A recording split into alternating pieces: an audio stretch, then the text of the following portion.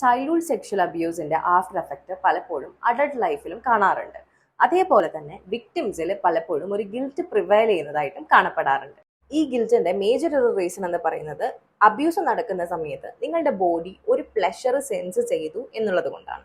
ഇത് പക്ഷെ നടന്നിട്ടുള്ളത് നിങ്ങൾക്ക് ഏജ് ഓഫ് കൺസെന്റ് എന്താണെന്നോ സെക്ഷൽ അബ്യൂസ് എന്താണെന്നോ സെക്ഷൽ പ്രഷർ എന്താണെന്നോ കൃത്യമായിട്ട് മനസ്സിലാക്കാൻ പോലും പറ്റാത്തൊരു പ്രായത്തിലായിരിക്കാം.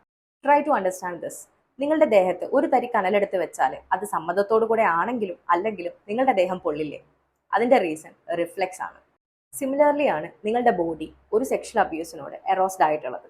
അതുപോലെ തന്നെ സെക്ഷൽ ആക്ടിന്റെ ഇടയിൽ ഒരു മുതിർന്ന വ്യക്തി കുട്ടിയോട് പറയുന്ന പല കാര്യങ്ങളും അവിടെ മനസ്സിൽ ആഴത്തിൽ പതിയുകയും അത് അഡൾട്ട് ലൈഫിലേക്ക് റോങ് വേയിലായിട്ട് ക്യാരി ചെയ്ത് കൊണ്ടുവരാറുമുണ്ട്.